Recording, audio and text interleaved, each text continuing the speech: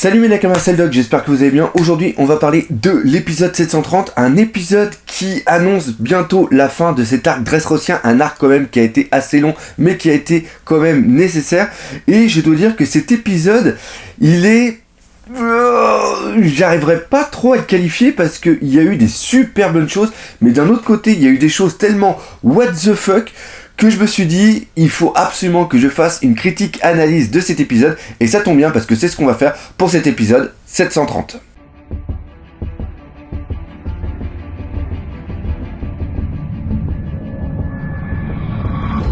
Cet épisode 730 correspond à la fin du chapitre 787 et au début du chapitre 788, et si on fait le total au nombre de pages, on a bien la correspondance, c'est-à-dire un chapitre égale un épisode. Cet épisode pour moi est important car il nous montre vraiment qu'on arrive dans la fin de l'arc dressrosien, car on voit que la birdcage se rétrécit et qu'il y a quand même un décompte qui est mis en place. En effet, on a d'un côté Doflamingo qui est super énervé et qui accélère la façon de rétrécir la birdcage, c'est-à-dire que de quelques minutes, là on est passé carrément à 3 minutes, et par contre, Luffy a encore besoin de 4 minutes pour pouvoir retrouver une partie de son haki afin de pouvoir donner le coup final à Doflamingo. Et quand tu prends 3 minutes d'un côté et que tu prends 4 minutes de l'autre, il faut pas être balèze en maths pour comprendre qu'il y a un petit problème quelque part. Donc il faut bien trouver une minute quelque part, et là on a deux solutions. Premièrement, on essaye de latter la gueule à Doflamingo avant que les 3 minutes, c'est-à-dire qu'avant que la birdcage ait transformé le plop de Dressrosa en une sorte de purée de tomates bonne à faire des spaghettis, ou alors carrément une sorte de pelure d'orange sanguine, ou alors l'autre solution c'est de tout simplement ralentir la progression de la birdcage. Il va y avoir des gens quand même assez cons pour essayer de tenter la première solution, c'est-à-dire latter la gueule à Doflamingo. Ils voient que Doflamingo est complètement faible, donc ils se sont dit tiens, pourquoi on va pas aller lui latter la gueule tout simplement. Et là, bah... game over. Voilà, c'est pour les mecs, c'est game over. Ils se sont littéralement fait empaler par les fils de Doflamingo. D'ailleurs, j'ai beaucoup aimé cette manière dont ont été dessinés les fils. On a vraiment l'impression que les fils ont une vie indépendante de la volonté de Doflamingo. On pourrait presque croire que c'est elles qui ont soif de sang et qui vont aller latter les personnes. J'ai bien aimé cette façon. Pareil, la couleur violette qui est mise dessus, je trouve que c'est très très beau. Et d'un autre côté, on va avoir la façon de ralentir la birdcage selon 3 fronts. Le premier front est composé de Franky et des Tontatas, c'est-à-dire qu'ils sont en train de pousser l'usine qui est en granit marin, et on sait que le granit marin est l'un des matériaux les plus durs, les plus compacts au niveau du Nouveau Monde, et donc on remarque que les fils n'arrivent pas à le couper. Et ça, c'est assez bien fait, c'est assez drôle. D'ailleurs, j'adore beaucoup comment Franky, à un moment, il va aider, comment expliquer ça? Il va motiver justement les Tontatas avec les éventails toujours à la japonaise. J'aime bien ce côté un petit peu décalé de Franky, je le trouve vraiment bien, et en plus avec les Tontatas je trouve que ça colle carrément. D'ailleurs, en parlant des Tontatas, on va faire une petite parenthèse sur Mencheri qui s'amuse à faire pousser des pissenlits dans le paume de sa main afin de guérir toutes les personnes au niveau de Dressrosa.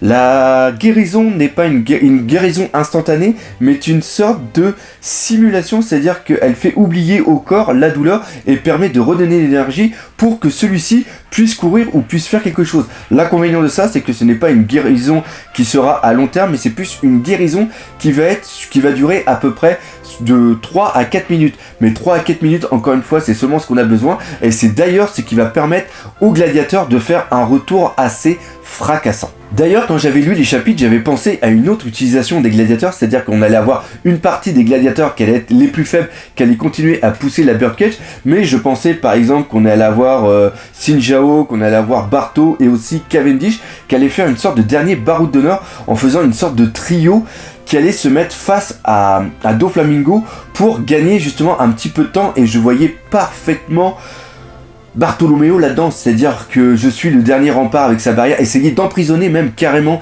essayer de faire une bulle en enfermant Doflamingo, où il y avait une sorte de combat de volonté entre Bartolomeo qui essaye de maintenir sa birdcage mais sa bulle au niveau de barrière avec à l'intérieur Doflamingo, et de l'autre côté Doflamingo qui lui tape comme un gros malade et qui arrive à fissurer la barrière, parce que on sait que Bartolomeo il a une barrière que lui il dit absolument indestructible, et ça aurait été bien de voir justement cette angoisse dans Bartolomeo, de se dire putain, ma barrière qui est censée être indestructible commence à se faire détruire par Doflamingo, et d'aller chercher au fond de lui toute son énergie en disant faut que j'aide mon senpai et tout ça. Et c'est comme ça que j'avais vu la chose. Bartholoméo a quand même une autre utilisation qui est quand même assez bonne, on va pas se mentir, c'est toujours le grand fanboy qui va justement aller créer une barrière pour pousser la birdcage, et on va voir justement tous les autres avec la façon dont ça a été montré, dont ça a été animé qui est absolument génial, c'est-à-dire que on voit Bartholoméo devant avec une bonne grosse gueule, d'ailleurs c'est super bien dessiné, et après on voit un zoom arrière avec Ajrudin et les autres qui vont tous ensemble aller pousser, et j'ai trouvé ça assez beau, même si concrètement il y aurait peut-être pu y avoir une autre utilisation. Et après on a notre troisième front, le troisième front qui est avec Zoro qui nous a fait un speech absolument badass, et l'animation qui a été faite était absolument géniale, même si après il y a un putain de défaut de sa mère. Parce que franchement, les fanboys de Zoro, les mecs qui adorent Zoro, on peut dire qu'ils ont dû user les Kleenex par paquet de sang, c'est un truc absolument de malade. Là encore une fois, la manière dont il est dessiné, le fait qu'il y ait des veines, le fait qu'il soit tout seul devant la birdcage, c'est un truc absolument de malade. Après, on voit pareil comment il fait comment il fait le haki, et comment il fait une sorte d'onde de choc et qu'il envoie tout ça contre la barrière, et après qu'il force contre la birdcage, c'est un truc absolument de dingue. Le fait aussi qu'on voit qu'il avec ses pieds, qu'il essaye de résister, qu'on voit qu'il y a le vent, que tout bouge, le mec qui a animé ça, je sais pas qui c'est, mais il a fait un travail absolument de dingue. Et ce qui me fait le plus chier, c'est que même au niveau du speech, c'est très très bien fait, dans le genre de dire hey les deux branleurs là qui sont derrière moi, bougez-vous le cul et venez avec moi m'aider. C'était un truc vraiment de... Franchement, il y avait de la tension, il y avait de l'intensité, et ça c'était absolument génial. Et ils ont tout saccagé avec une utilisation du haki qui est totalement what the fuck. Parce que, à moins que ça soit moi qui n'ai rien compris dans l'utilisation du haki ou quoi que ce soit, mais quand on met du haki sur une arme, normalement les mains sont toujours en continuité, font toujours le contact entre la personne qui produit le haki et le fait que le haki soit sur cette arme. C'est quelque chose pour moi qui était totalement, qui était un petit peu la base du haki, c'est-à-dire que tu te fais un haki de l'armement au niveau au niveau des mains, et après tu prolonges ton haki de l'armement au niveau de tes armes. Et il faut toujours qu'il y ait une sorte de petite continuité entre deux pour pouvoir toujours maintenir cet état de haki, parce que c'est ton haki que tu peux... Imaginons que le haki soit quelque chose qui soit à la base cellulaire. Imaginons que ça soit quelque chose comme ça. Donc il faut bien toujours que ton corps continue à fournir le haki pour que celui-ci soit propagé au niveau atome. D'ailleurs, ça serait pas mal de faire un petit truc là-dessus. Tiens, c'est un petit truc à penser plus tard. Donc après, ton haki se propage au niveau des armes, et ça, on l'avait parfaitement vu au niveau du combat entre Smoker et Vergo, c'est-à-dire qu'à chaque fois qu'ils foutent du haki sur leur arme, il y a toujours la main, au moins jusqu'à là, qui a du haki. Et là, ce qui se passe, c'est que on voit que Zoro fout le haki sur l'arme, il enclenche et il commence à résister à la birdcage, mais après on voit qu'il n'a plus le haki sur les mains. Et en plus ça c'est encore plus flagrant sur Kenjuro et aussi Kinemon. D'ailleurs ça aussi c'est pas mal, c'est-à-dire que Kenjuro et Kinemon maîtrisent le haki de l'armement et peuvent le propager à leur arme. Alors ça ce n'est pas un délire qu'ont fait les animateurs, c'est quelque chose qui va se voir dans quelques chapitres plus tard justement, où on revoit où ils sont tous en train de forcer. Et oui, Kenjuro et aussi Kinemon maîtrisent bien le haki de l'armement. Mais par contre, on voit que eux, ils le foutent directement sur leur arme, presque sans passer par l'étape je fous du haki sur mes mains. Et ça c'est complètement dingue. Et en plus, pour ceux qui regardent tous les petits détails, vous remarquerez que l'épée entre guillemets, le katana entre guillemets de Kenjuro, c'est une sorte de gros pinceau géant, et vous remarquerez qu'il y a une garde tout autour. Et à un moment où quand il fait le haki, t'as la garde qui disparaît complètement. Donc encore une fois, là il y a une très très grosse erreur d'animation, mais putain de sa mère, là on est en train de dénaturer un petit peu le haki, et pour moi c'est quand même quelque chose qui était assez important et que les mecs auraient dû faire attention, parce que encore une fois, ça au niveau des cheatés, je pense que c'est parfaitement montré, où quand on a le haki, le bras doit au moins avoir aussi le haki pour permettre la continuité au niveau de l'arme. Et d'ailleurs, je pense que parmi vous aussi maintenant font peut-être plus attention en regardant l'épisode aux différentes techniques qui sont faites pour l'animation, c'est-à-dire les traits des personnages, les différents styles entre les animateurs, et on peut remarquer quand même une différence flagrante entre la première partie de l'épisode et la deuxième partie. La deuxième partie, dès qu'on a le combat entre Sabo et Burgess, c'est au niveau animation et au niveau art, c'est totalement quelque chose de génial. Je ne m'attendais pas à trouver ça dans un épisode, encore une fois, qui est de transition, car là c'est tout simplement, les épisodes qu'on va avoir là, c'est la transition, c'est pour tout simplement attendre que Luffy reprenne son haki pour latter la gueule à Doflamingo, si bien sûr il arrive à latter la gueule à Doflamingo. Mais ces épisodes là n'ont pas beaucoup d'importance, c'est seulement pour faire un petit peu monter la pression, mais rien d'autre. Et pourtant, le combat entre Burgess et Sabo, qui n'est pas un combat super important, est super bien animé. J'adore la gueule de Burgess. Je n'aime pas le personnage, mais la manière dont il a été dessiné, et même la manière dont Sabo a été dessiné, il a l'air de quelqu'un de beaucoup plus mature, de beaucoup plus concentré et de beaucoup plus méchant. Et ça, j'ai vraiment beaucoup apprécié. Même le fait d'avoir montré Law, comment il intervient, qui fait une room et qui se casse lamentablement la gueule parce qu'il est totalement blessé. J'ai trouvé la façon dont ça a été fait absolument génial, et c'est ça qui me fait chier, parce que quand tu vois qu'un animateur ou quoi que ce soit fait un boulot complètement dingue sur une partie de l'épisode, mais tout ça est gâché par un mec complètement branquignol qui fait que des conneries, c'est quand même dommage. Encore une fois, je me permets de gueuler. Qui je suis pour me permettre de gueuler? Parce que premièrement, je ne sais pas dessiner. Deuxièmement, au niveau animation, je dois être complètement une buse. D'ailleurs, c'est normal vu que je sais pas dessiner.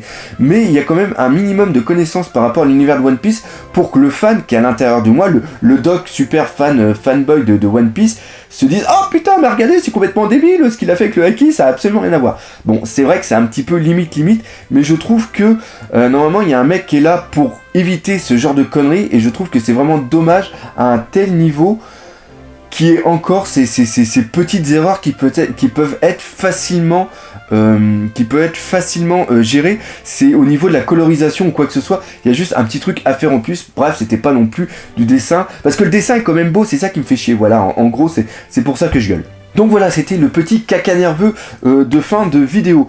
Le prochain épisode s'annonce aussi très très bien, avec quelqu'un qui va se dresser devant Doflamingo. Tout à l'heure, je vous parlais un petit peu où je pensais que ça allait être Gladiator, qui allait être un dernier baroud d'honneur devant Doflamingo en lui disant c'est tel Gandalf, tu ne passeras pas. Tu vois, ça pourrait être génial, surtout s'il y avait eu par exemple Luffy derrière. Ouais, toujours dans mes divagations. Mais bref, on va avoir quelque chose de vraiment classe avec quelqu'un, vous doutez de qui je veux parler, mais il y a quelqu'un qui va se dresser devant Doflamingo, et j'espère que cet épisode va être vraiment très très bon. J'ai oublié de dire aussi un petit truc sur Law, c'est de bien de voir que Law, il a encore une petite utilité à la fin, où il va lui-même protéger Luffy, tout simplement pour qu'il reprenne un petit peu son énergie, et avec sa room, vu qu'il a l'air d'avoir encore un petit peu d'énergie, ça va peut-être lui permettre de le déplacer à droite ou à gauche. Bref, plein de choses, et la fin de l'arc Dressrosa va être quelque chose d'absolument malade. Et là, je sais pas s'il me reste pas un petit peu de temps, il va bien sûr y avoir l'épisode final, et l'épisode final devrait être aux alentours du je ne sais plus combien. Ça. Oui, ça y est, j'ai fait mes petites recherches. Donc l'épisode final du combat titanesque entre Doflamingo et Luffy, normalement, était prévu pour la fin de semaine du 12 mars, mais malheureusement, je n'aurais pas été présent parce que j'aurais été à la Médinasia, donc moi je voulais faire carrément une réaction live, ça aurait été très dur de faire une réaction live sur place à cause du bruit ambiant, et à cause de la semaine qu'il y a eu de retard par rapport à ce qui s'est passé en Corée du Nord, et ben justement ça s'est décalé d'une semaine, et ça c'est méga cool parce que l'épisode final va être le 18, et là on se donne tous rendez-vous pour une réaction live de sa mère qui va arracher tout ce qu'on a pu connaître, surtout que je crois que c'est Kazuya Ishida.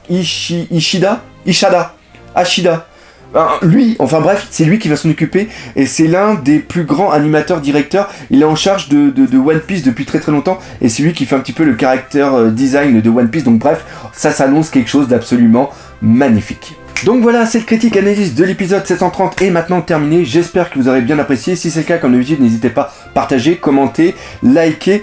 Liker, c'est défoncer la gueule de ce putain de pouce bleu, tout simplement. Et surtout, continuez à vous abonner. On a dépassé les 35 000. Et le but du jeu, c'est d'atteindre les 100 000 avant l'année 2031. Voilà, on va se donner ça comme base. Je suis complètement what the fuck, je sais même pas pourquoi je dis ça. Bref, comme d'habitude, j'espère que vous avez pris beaucoup de plaisir à regarder cette vidéo, que moi j'en ai eu bien sûr à la faire. Et comme d'habitude, on se dit à bientôt pour de nouvelles aventures One Piece. Allez, salut mes Nakamas.